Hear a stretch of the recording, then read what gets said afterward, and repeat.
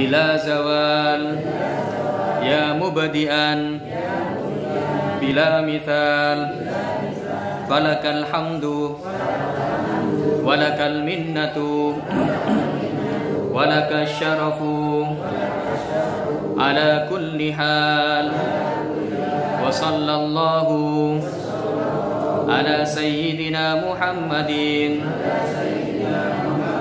wa ala alihi wa sahbihi wa sallam walhamdulillahi rabbil alamin.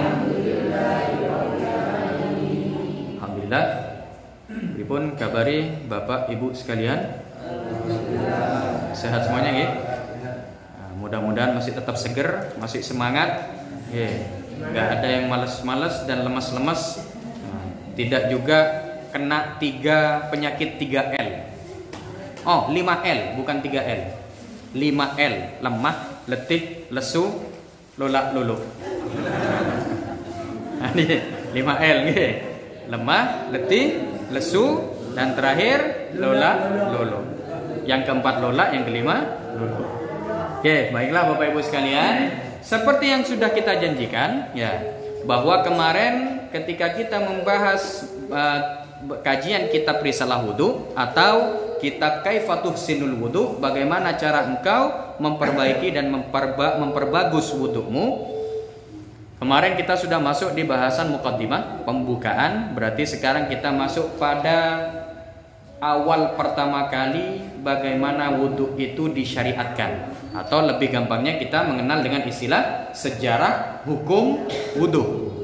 Sejarah kapan wudu itu disyariatkan atau dijadikan sebagai suatu hukum agama kita, ajaran agama kita. Baiklah. Sejarahnya sudah tahu napa mboten? Dereng. Wudu niku diperintahkan tahun pinten? 1000 Masehi. 1000 Masehi.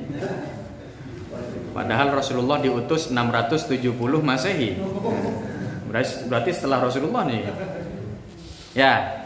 Dari kapan wudu niku disyariatkan? Nah, wudu itu disyariatkan mulai dari umat sebelum Nabi Muhammad diutus. Berarti umat sebelum kita itu sudah disyariatkan tata cara berwudu. Sami kalian sholat. Sholat yang kita lakukan itu juga sama dilakukan oleh para nabi dan umat-umat sebelum kita. Caranya sama. Hanya saja syariatnya waktu yang ditentukan berbeda. Kalau kita 5 waktu, nabi-nabi sebelumnya ada yang hanya diperintahkan sholat subuh saja, ada yang diperintahkan hanya sholat asar atau duhur saja, ada yang asarnya saja, ada yang maghrib saja. Tapi ada juga yang diperberat umatnya, ngerjakan sholat ya nyaris sampai 50 kali di dalam satu hari. Nah, untungnya kita kena cuma dapat 5 kali. Andai kata 50 kali pripun? Ya. Jarak 1 jam adzan malih ya. Dapat 1 jam langsung adzan. Allahu Akbar, Allahu Akbar. Akhirnya terus sebab kena 5L lagi. Nggih.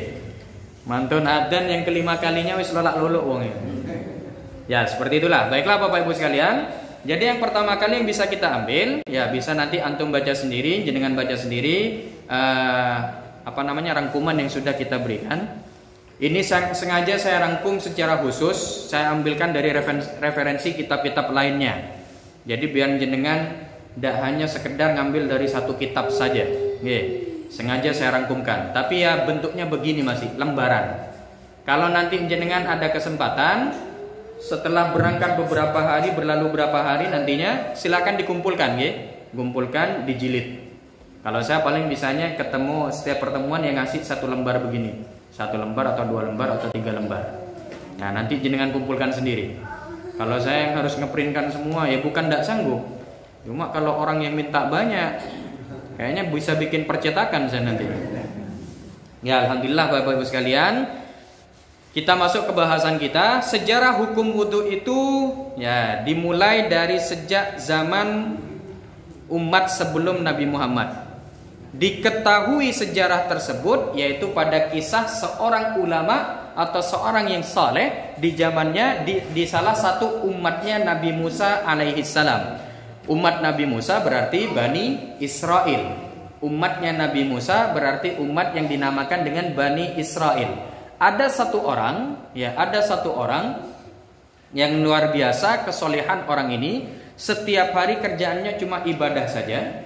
Ya, segala hal yang dilakukan hanya dalam jangka waktu, hanya dalam batasan ibadah. Dia kalau tidak bernilai ibadah tidak mau mengerjakan apapun pekerjaannya itu. Ya, seperti itu. Jadi kesolehannya luar biasa. Suatu saat, satu waktu umatnya Nabi Musa ini yang ternyata kita kenal namanya Jurej. Kalau bahasa ini bukan bahasa Arab aslinya, tapi dia diambil dari bahasa Ibrani. Jurej ini namanya Jurej. Nah, dia ini saking luar biasanya sampai banyak ada beberapa orang yang gak senang ke dia, akhirnya memfitnah. Ceritanya pada satu waktu ada seorang wanita, ada seorang perempuan yang pengen menikah dengan Jurej. Menawarkan dirinya, kamu mau nikah dengan saya? Ternyata Jurej sudah tidak lagi mementingkan urusan syahwatnya. Saya terlalu senang, terlalu nikmat untuk beribadah pada Tuhan. Jadi mohon maaf, saya sepertinya masih belum mau untuk menikah. Nah, ini nggak jadi diterima lamaran dari perempuan yang tadi. Mangkel dia, dendam. Akhirnya saking karena sudah tidak diterima dengan Jurej, ya dia ketemu seorang penggembala. Maaf, akhirnya dia berzina dengan penggembala tersebut. Selang beberapa waktu, beberapa bulan, dia melahirkan. Bayi yang dia lahirkan dia bawa ke kampungnya Jurej. Nah, nyampe di sana Jurej dituduh, Jurej difitnah. Langsung dia katakan kepada masyarakat yang ada di sekitar situ bahwa bayi yang dia gendong adalah bayi anaknya Jurej.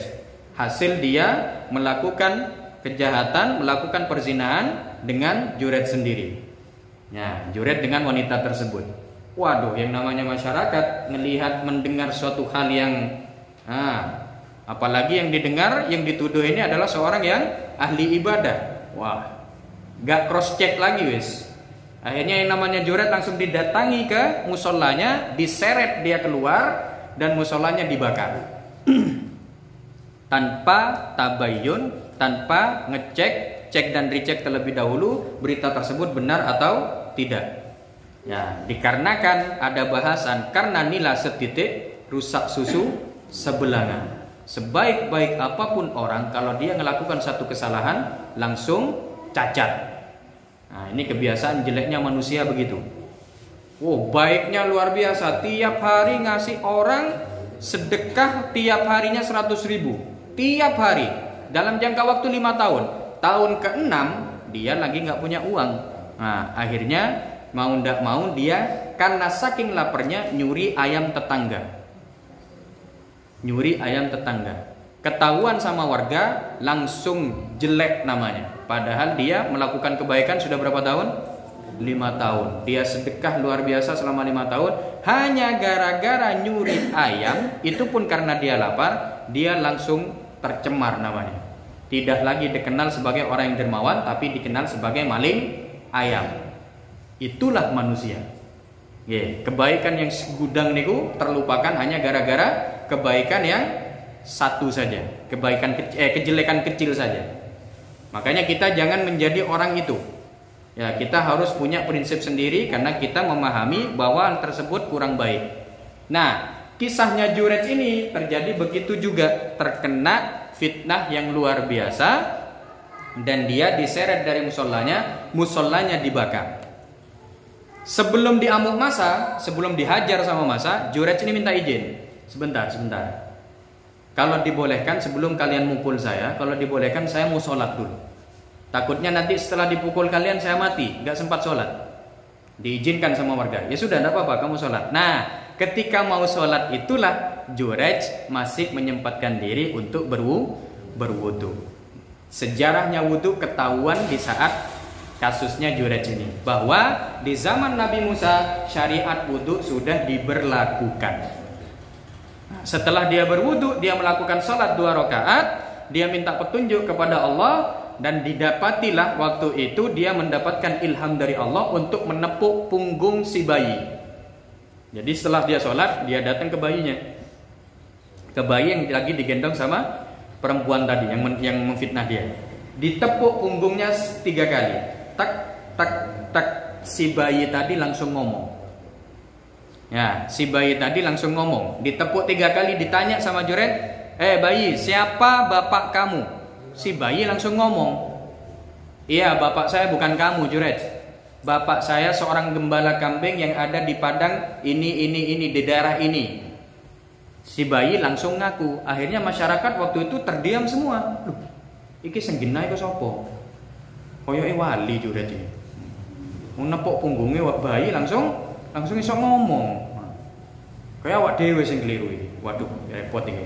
Wis musolane wis kadung kobong iki. Nah, akhirnya napa? Juret selamat dari sisi itu, dia selamat. Ya, si wanita ini kena hukuman, dan akhirnya oleh masyarakat Juret ditawari mau dibangunkan musola yang baru. Kita bangunkan dari emas katanya. Apa kata Juret? Nada, enggak usah macam-macam. Yang biasa aja. Emas iya, lek masih apa? Lek kalian masih tetap kaya enak. Engko lek ono sing miskin, titik kok musolaku. Acur pisan. Ya, seperti itulah. Jadi Juret akhirnya selamat dari perkara fitnah besar tersebut dikarenakan kesolehannya. Dan ada bahasan lain, dan syariat wudu diketahui sejarahnya sudah dimulai sejak zamannya umat Nabi Musa. Padahal Nabi Musa ke Nabi Muhammad ini jaraknya nyaris 1500 tahun. Tuh. Soalnya Nabi Isa ke Nabi Muhammad itu saja sudah 500 tahun. Ya, apalagi antara Nabi Musa dengan Nabi Muhammad sallallahu alaihi wasallam. Jadi bisa dikatakan wudu adalah syariat yang juga termasuk syariat yang tua, yang sudah lama. Terus kapan syariat wudu ini diterapkan di umatnya Nabi Muhammad? Nah, kapan syariat wudu diterapkan di umatnya Nabi Muhammad? Sejarahnya kapan, Ustaz? Itu kan umatnya Nabi Musa. Nah, umat Nabi Muhammad ini kapan yang diterapkan wudu ini? Saat Rasulullah melaksanakan perjalanan menuju Masjidil Aqsa dari Masjidil Haram.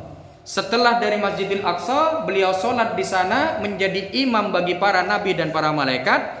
Beliau naik ke langit ke-7 dan menghadap Allah, ya, ke Sidratul Muntaha, langsung menghadap Allah untuk menerima perintah sholat 5 waktu. Aslinya 50 waktu. Untungnya Rasulullah Muhammad ketemu Nabi Musa. Ya, qadarullah. Ketemu Nabi Musa, turun ketemu Nabi Musa. Dikasih perintah berapa? Salatnya 50. Gak kuat umatmu. Enggak nih. Jaluk minta rekomendasi dispensasi, keringanan. Ojo Nabi Musa. Ojo, gak kuat umatmu. Naik lagi. Minta dispensasi, dikurangi 5, jadi 45 sholat. Turun lagi, ketemu lagi sama Nabi Musa. Gak kuat, mau gimana? Naik lagi, dikurangi 5, terus begitu. Berarti berapa kali beliau naik turun? 9 kali, 10 kali dengan perintah yang pertama. Nah, ini menunjukkan apakah Rasulullah waktu itu dikatakan sebagai apa istilahnya ya? Apakah berkurang derajat beliau karena diperintah oleh Nabi Musa, karena diminta oleh Nabi Musa untuk naik lagi? Tidak. Justru gara-gara itulah kemuliaan Rasulullah semakin tinggi. Kenapa? Karena Rasulullah akhirnya ketemu dengan Allah berapa kali? 10 kali. Ketemu langsung dengan Allah akhirnya berapa kali? 10 kali. Gak tanggung-tanggung. Kalau saya suruh balik paling senang. Balik, oke, siap. Balik mana ya? Mau ketemu lagi kok. Ya, setelah kelima, ya setelah dapat sisa 5 sholat, waktu turun Nabi Musa nanya lagi, sisa berapa? 5 sholat. Naik lagi, nggak kuat umat kamu. Nah, waktu itu Rasulullah mengatakan, enggak, saya malu sama Allah, meminta kekurangan meminta dispensasi lagi, saya malu. Andai kata Rasulullah mau waktu itu, mungkin sisa 2 sholat. Mas Har sing senang. Kali luru tat, subuh sampai maghrib, wah. Enak. Ya. Subuh kesiangan, maghribnya ngilang. Seperti itulah. Tapi jadi akhirnya kita mendapat sholat hanya 5 waktu ini. Tapi itu pun masih dikatakan, difirmankan oleh Allah, yang 5 kalau dilakukan dengan baik dan benar dan tepat pada waktunya, aku nilai sama seperti yang 50. Oh, enak benar. Untung nabinya Nabi Muhammad. Kalau saya nabinya mulawis jarno seket umarengena aku nggak sholat mana kok jarno saya nggak sholat rokok ya kabeh. Ya, untung nabinya Nabi Muhammad. Ya, alhamdulillah seperti itulah. Jadi pada saat beliau menerima perintah sholat, beliau juga menerima perintah berwudu sebelum melaksanakan sholat. Jadi pertama kali diperintahkan dan disyariatkan cara berwudu di umat Nabi Muhammad itu pada saat beliau melaksanakan Isra Mi'raj. Pada tahun berapa itu? Tahun 11 kenabian. Jadi setelah beliau diangkat menjadi nabi, beliau 11 tahun setelah beliau diangkat menjadi nabi, barulah beliau menerima perintah untuk melaksanakan sholat, dan diharuskan sebelum sholat beliau berwudu terlebih dahulu. Nah, hanya saja waktu itu hukumnya masih sunnah. Jadi belum wajib wudu kalau mau sholat. Sing ape wudu nggih monggo. Sing gak mau wudu nggih mboten napa. Waktu itu hukumnya masih sunnah. Waktu itu bukan sekarang. Jangan gini-gini dulu. Ya, jadi waktu itu masih sunnah. Kapan diwajibkan? Diwajibkannya umat Nabi Muhammad untuk berwudu sebelum sholat itu pada saat Rasulullah hijrah dari Makkah menuju ke Madinah. Tahun keberapa? Dikisahkan bahwa beliau menerimanya kalau tidak salah sekitar tahun 4 Hijriah. Tahun 4 Hijriah beliau menerima perintah untuk melaksanakan wudhu tadi tidak lagi berhukum sunnah, tapi hukumnya wajib. Wajib setiap sholat harus wudhu terlebih dahulu. Tiap sholat. Jadi meskipun nggak batal, wudhu mana ya? Aku sih gurung batal nih. Belum batal tadi wudhu saya. Wajib wudhu mana? Nah, pada saat itu hukumnya wajib melaksanakan wudhu setiap mau melaksanakan sholat. Berarti 5 kali sholat, wudhunya 5 kali juga. Berubah hukum tersebut. Nah, hukum tersebut berubah menjadi kalau wudhu sekali mau sholat ke berikutnya belum batal, maka dia tidak perlu berwudu lagi. Hukum tersebut kapan dimulai? Pada saat Fathu Mekah. Fathu Mekah ini tahun berapa Hijrah? Tahun 8 Hijriah. Tahun 8 Hijriah pada saat Fathu Mekah, penaklukan kota Mekah. Nah, waktu itu Rasulullah melaksanakan sholat 5 waktu dengan wudu 1 kali. Berarti dalam jangka waktu sehari semalam Rasulullah tidak batal. Wow, keren kan? Wallahu a'lam. Ya. Yang jelas saya dapat hadisnya begitu. Jadi Rasul melaksanakan sholat 5 waktu hanya dengan wudhu 1 kali. Maknanya selama belum batal boleh melaksanakan sholat tanpa berwudhu lagi. Dan itu terus berlaku sampai sekarang. Alhamdulillah. Yeah. Untungnya alhamdulillah kita dapat yang enak saat ini. Kalau ternyata kita dapat yang sebelumnya tiap mau sholat wudhu, iya kalau pas ada air atau di daerah yang ada airnya. Kalau lagi di daerah yang nggak ada airnya, tayamum terus tiap sholat. Nah, seperti itulah. Jadi kasusnya begitu. Ya, sejarah tentang wudhu juga begitu. Jadi ada tahapan. Pertama sunnah. Ya, pertama turun perintah wudhu itu sunnah. Yang kedua wajib untuk setiap kali sholat. Dan yang ketiga wajib, hukumnya tetap wajib, tapi tidak perlu ngambil wudhu lagi untuk sholat yang ke depan kalau dia masih belum batal. Seperti yang kita kerjakan sekarang. Salah satu ulama besar, ya seorang wali juga, atau yang lebih sering kita kenal dengan namanya Syekh Abdul Qadir Al-Jilani. Nah, kita sering mendengar namanya Syekh Abdul Qadir Al-Jailani, ya. aslinya bukan Al-Jailani tapi Al-Jilani. Karena daerah tempat beliau namanya Jilan. Ya, daerahnya Jilan, bukan Jailan. Nah, kalau Jailan nanti dikira liur itu, Jail nih gitu. Jilan, Al-Jilani. Nah, Syekh Abdul Qadir ini punya kebiasaan dalam 40 tahun, selama beliau 40 tahun istiqomah melaksanakan sholat subuh dengan wudhu isya. Bisa dibayangkan? Beliau melaksanakan sholat subuh tapi menggunakan wudhu pada saat beliau ambil di waktu isya. Maknanya subuh beliau nggak wudhu lagi. Karena apa? Belum batal. Berarti kalau belum batal, semalaman beliau tidak tidur. Selain tidak tidur, bisa jadi orang yang tidak tidur bisa ngentut enggak? Mungkin saja. Ya. Loh, beliau kok enggak kentut, Ustaz? Berarti bisa dikatakan posisi beliau duduk sepaneng begini, tidak bergerak sama sekali. Coba jenengan semalaman duduk begini, insya Allah enggak akan kentut. Coba lah, enggak percaya. Paling besoknya begini sudah. Loh, kenapa? Aku nyoba caranya Ustaz ini.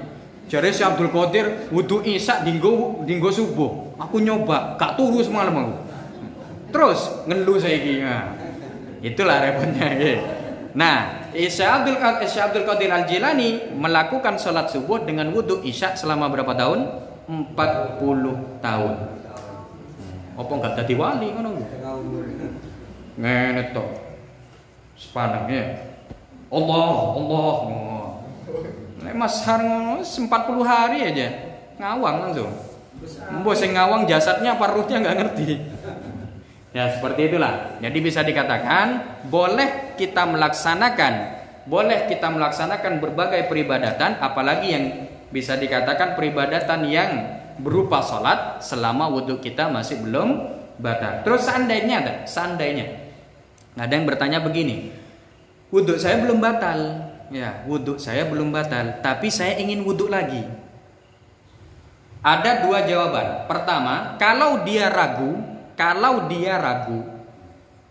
ragu, usahakan kiranya nanti setelah wudhu baru dia ndak ingat bahwa wudhunya benar-benar batal. Kalau ragu, masalahnya begini, di mazhab Syafi'i, kalau ragu, tadi saya batal apa ndak ya? Wis gak apa-apa, wudhu mana ae. Ternyata ketika dia wudhu, ingat, aduh iya batal iki mang aku. Oh iya benar, tadi pas waktu jalan-jalan saya batal. Iya udah nggak apa-apa. Nggak cukup wudhunya tadi. Wudhu yang dia lakukan tidak sah. Kenapa? Karena dia berwudhu dengan menggunakan keraguan, bukan keyakinan bahwa dia sudah batal. Seperti itu. Wudhu di bawah bahasan keraguan, wudhunya dianggap wudhu sunnah, bukan wudhu untuk membersihkan hadas. Maka dia wajib wudhu lagi. Lebih gampangnya gimana? Kalau jenengan ragu, posisi waktu itu ragu, saya sudah batal apa masih punya ya? Yaudahlah wudhu lagi aja. Sebelum wudhu batalkan sekalian. Ya, batalkan sekalian. Batalkan ini berarti apa? Ya ke toilet lah sekalian gitu ya. Paksain kayak atau gimana ya? Ya arahnya begitu. Jadi sekalian dibatalkan. Kenapa? Agar kita tidak tertipu dengan bahasan keraguan. Ingat, keraguan itu datangnya dari setan. Makanya demi untuk menghilangkan keraguan tersebut, batalkan sekalian biar kita wudhu yang baru. Bisa dipahami ya? Nah, kalau kita yakin saya yakin gak batal, saya masih punya wudhu, tapi pengen wudhu lagi. Soalnya seger dan enak. Bolehkah? Boleh. Bahkan ada hadis Rasul yang menyebutkan orang yang berwudu dalam keadaan suci. Nah, yang berwudu dalam keadaan suci berarti dia berwudu masih punya wudu, masih dalam keadaan suci, masih punya wudu, dia pengen wudu lagi. Bahasa Rasul apa? Dia akan diberikan pahala 10 kali lipat dari pahala wudu yang dia lakukan. Oh, berarti enak nama buatan.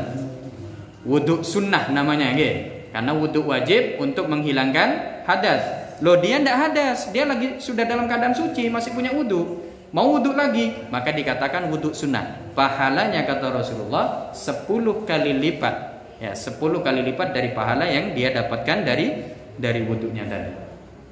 Enak ya? Cuma kadang kita males. Nah, begitulah. Apalagi kalau sudah subuh. Subuh pas posisi di sini masih enak. Jenengan kalau ke Medina musim dingin, nyentuh itu bukan hanya nyetrum tok wis. Sret, gini sudah. Apalagi posisi kalau sudah kena maaf, sudah di Madinah, posisi lagi musim dingin, 6 derajat Celcius. Nah, di Madinah itu biasanya 6 derajat Celcius. Pas posisi bangun tidur, jenengan junub. Alamah itu wis. Nggak ada tayamum, air banyak, ya, nggak boleh tayamum. Terus gimana? Ya mau ndak mau, apalagi jenengan ada di sebuah hotel. Hotel, iya di hotel pemanasnya rusak. Selesai wis. Insyaallah wis itu. Alamah selepas mandi gak bakal ke masjid. Ya, terus kemana? Langsung melongkar malih. Nyari selimut, begini lah. Ya itulah. Pernah ngalami, sering. Ya. Pernah ngalami, sering. Kalau sudah di Madinah 6 derajat, maaf, saya sampai pakai baju kadang 5 lapis. Kaos 2, masih ada sweater. Ya pakai sweater, terus pakai gamis. Biasanya gamis saya yang hitam niku, itu kan tebel. Masih jaket lagi. Itu pun masih begini saya di masjid. Padahal 5 lapis. Itulah hebatnya. Nah, kalau kena musim dingin begitu. Ada yang lebih parah, ada di daerah Taif masih terus. Niku air sampai beku. Benar-benar beku sudah. Jadi kalau jenengan ada di posisi sana, disuruh wudhu sunnah. Ayo wudhu sunnah semuanya bagus. Pasti begitu, wis wudu adewe. Oke aku gurung batal gak apa-apa wis. Kamu mau wudu aku. Pahalanya gede, jarno tak golek pahala liyane. Ya, pasti begitu. Kenapa? Karena posisi mukroh. Istilahnya kata Nabi, wudu dalam keadaan dibenci. Wudu dalam keadaan kita terpaksa harus wudu. Karena mau melaksanakan suatu kewajiban. Pahalanya jauh lebih besar lagi. Ya, berwudu dalam keadaan dalam posisi atau kondisi kita tidak suka ngambil berwudu pada saat itu. Bangun tidur biasanya paling malesnya wudu. Ya, subuh-subuh itu. Pengennya apa? Ngelihat bantal, pengen nyentuh lagi dan seperti itulah. Ya, itu yang bisa kita bahas Bapak Ibu sekalian. Jadi ada beberapa hukum yang bisa kita dapatkan dan bisa kita ketahui terkait syarat diberlakukannya hukum berwudu tersebut. Bisa dipahami ya? Jadi pertama nopo hukum pertama kali turun? Hukumnya sunnah. Yang kedua wajib di setiap mau sholat di 5 waktu, berarti 5 kali. Setelah itu berubah lagi hukumnya wajib, tapi tidak perlu ngambil wudhu lagi selama tidak batal. Sampai sekarang alhamdulillah berlaku begitu. Ya mungkin itu yang bisa kita bahas pada malam hari ini, pada maghrib ini. Saya kira nggak ada pertanyaan ya? Aman, paham semuanya? Gini kalau ngaji sama orang cerdas-cerdas gini, senang. Alhamdulillah. Ya, mungkin itu yang bisa kami sampaikan. Mohon maaf kalau ada kesalahan dalam tutur kata dan penyampaian. Jazakumullah ahsana ma jaza ibadus sholihin. Sebelum adzan ada tambahan sedikit dari saya. Upayakan kalau jenengan mau berterima kasih ke orang, ucapkan jazakumullah. Kenapa? Karena itu doa. Artinya apa Ustaz? Semoga Allah yang membalas kebaikan kamu. Jazakumullah. Jadi nggak hanya sekedar matur nuwun. Matur nuwun itu doa nombotan. Sanes, bukan doa. Tapi kalau jazakumullah itu adalah suatu doa. Saya langkung saya. Jawabnya pripun? Wa iyyakum. Insyaallah. Kayaknya saya salah ngajar nih. Salah tempat saya nih kayaknya. Jadi diupayakan ya kalau jenengan sudah dapat sesuatu dari temannya, dapat kebaikan, jazakumullah. Nah, temannya menjawab wa iyyakum. Boleh dengan jawaban jazakumullah juga, boleh. Seumpama jazakumullah Mas Har. Oh, nggih Ustaz, wa jazakumullah. Nah, boleh.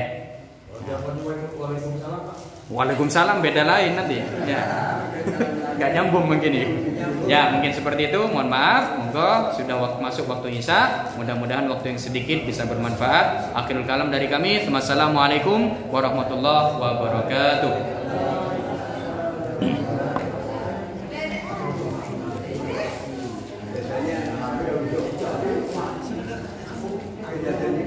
Akum, adzan kum.